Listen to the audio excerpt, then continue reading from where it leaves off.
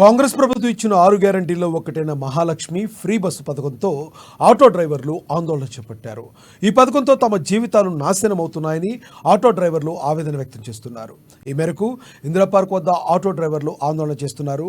ఈ ధర్నాకు తెలంగాణ రాష్ట్రంలోని అన్ని జిల్లాలకు సంబంధించిన ఆటో డ్రైవర్లు హాజరయ్యారు. అమలు పెట్టిన ఓ పథకం ద్వారా మా పొట్ట కొట్టినట్టయింది. ఈ రోజు మా జీవన ఉపాధి అయిన ఆటోని మేము నడుపుకోలేకపోతున్నాము. చివరికి రోడ్డెక్కి ధర్నాలు చేసే పరిస్థితికి ఈ రోజు దిగజారాల్సి వచ్చింది. అయినప్పటికీ కూడా ముందు పర్మిషన్ ఇవ్వనన్నారు ధర్నాకు. ఇప్పుడు పర్మిషన్ ఇచ్చినందుకు సంతోషంగా ఉంది. పూర్తిగా తెలంగాణ రాష్ట్రంలోని అన్ని జిల్లాల డ్రైవర్లు, ఆటో డ్రైవర్ సంఘాలన్నీ కూడా ఇక్కడికి చేరుకోవడం, హైదరాబాద్కి ఇక్కడ ఉన్న వారి సమస్యలన్నీ కూడా చెప్పుకోవడం జరుగుతుంది. మనతో మాట్లాడడానికి వరంగల్, హన్మకొండ నుండి కొంతమంది ఆటో యూనియన్ సంఘాలకు సంబంధించిన సభ్యులు వచ్చారు. వారిని అడిగి మరిన్ని వివరాలు తెలుసుకునే ప్రయత్నం చేద్దాం. అన్న, ఏడికెళ్ళి వచ్చిండ్రు, అసలు మీ బాధలేంది? వరంగల్ పరిస్థితి ఎట్లుంది? హన్మకొండ జిల్లా నుండి ఆత్మకూరు మండలం గ్రామం. హన్మకొండ జిల్లా మేడం, హన్మకొండ జిల్లా నుండి మేము వచ్చిన ఆటో డ్రైవర్లను ఈ ప్రభుత్వం మాకు ఈ ఫ్రీ బస్ పెట్టిన కాంచి మాకు జీవనోపాధి బాగా చాలా ఆటో గడవడం చాలా ఇబ్బంది అవుతుంది. పిల్లలను స్కూల్కి పంపించాలంటే మహిళలు కూడా మా ఆటో ఎక్కడం లేదు. దయచేసి రేవంత్ రెడ్డి ప్రభుత్వం గారు మమ్మల్ని ఆదుకొని మాకు నెలకు ఆల్రెడీ ఆటో డ్రైవర్లకు నెలకు 15,000 ఇస్తాము, ఆటో కొనుక్కున్న వాళ్ళకు సగం డబ్బులు ఇస్తామని చెప్పారు కదా ఇంతకుముందు. మాకు అలాంటి ఏమి ఇవ్వలేదు మేడం. ఈ రేవంత్ రెడ్డి సర్కారు ముఖ్యమంత్రి గారు మాకు ఎలాంటిది ఇవ్వలేదు. అంటే మీ అన్నని ఆటో డ్రైవర్స్ అందరినీ పిలిచి మాట్లాడారు కదా, ఆ రోజు ఏం చెప్పారు? అసలు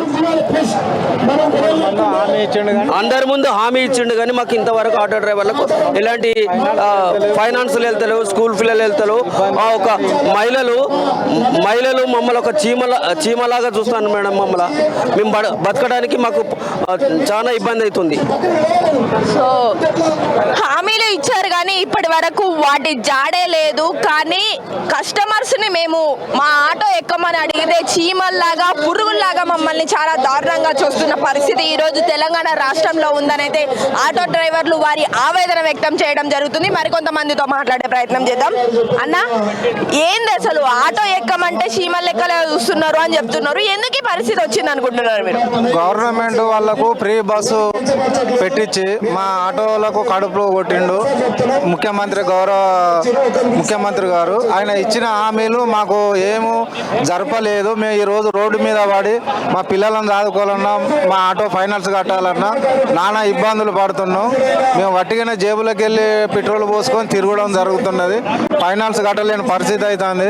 కొందరు డ్రైవర్లు కూడా చనిపోతున్నారు వెళ్ళక. ఇలా జరుగుతున్నది మేడం.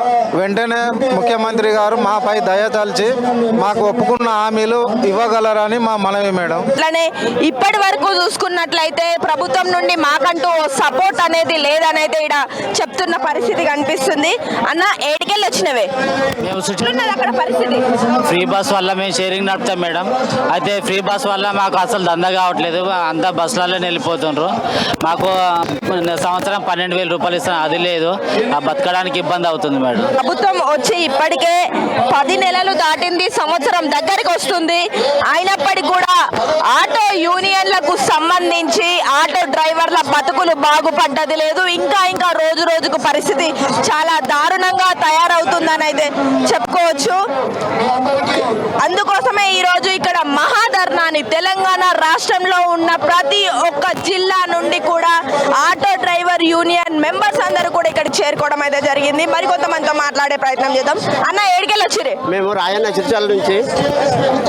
సిరిసిల్ల నుంచి ముస్తాబాదు, ఆవునూరు గూడెం, సిరిసిల్ల యూనియన్ నుంచి మేము ఇక్కడికి ఇంత దూరం 100 మందిని వచ్చాం.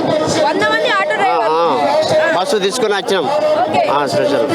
సో ఏంది ఇవాళ ధర్నా చేస్తున్నారు? మీరేం చెప్పాలనుకుంటున్నారు ఈ ధర్నా అంటే? మా మీద దయ తలించి గవర్నమెంట్ మమ్మల్ని ఆదుకోవాలి. ఫ్రీ బస్ వలన బాగా నష్టపోతున్నాం. భార్య పిల్లలకు కూడు పెట్టే పరిస్థితి లేదు, అంత ఘోరం. కొంతమంది చనిపోయారు, ఎంతో మంది ఆటోలు కాలబెట్టుకున్నారు. ఇంకా రాను ఇంకా మంది నష్టపోయి ఇంకా మంది చనిపోయే పరిస్థితులు ఉన్నాయి. దాన్ని దృష్టికి తీసుకుపోయి గవర్నమెంట్, ముఖ్యమంత్రి మా మీద ఒక మా కోరిక తీర్చాలని అనుకుంటున్నాం. మేము సిరిసిల్ల జిల్లా గంభీరపేట మండలం నుంచి వచ్చినాం. ఇప్పుడు ఈ ఫ్రీ బస్సు లేకముందు మాకు ఏ ఇబ్బంది లేకుండా నడిచింది.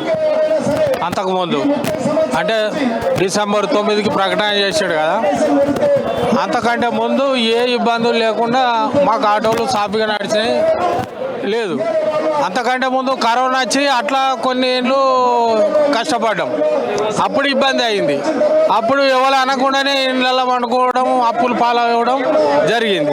అంటే ఇప్పుడు ఫస్ట్ మెట్రో వచ్చినప్పుడు కానీ కొత్త కొత్త యాప్లు వచ్చినప్పుడు, ఇప్పుడు ర్యాపిడో కావచ్చు, అట్లాగే ఊబర్, ఓలా ఇట్లాంటి యాప్లు వచ్చినప్పుడు కూడా మీరు ధర్నాలు చేసారు. అప్పుడు కూడా మీకు ఇట్లాంటి ఇబ్బంది ఏర్పడుతుందని ముందుగానే ఊహించి చెప్పారు.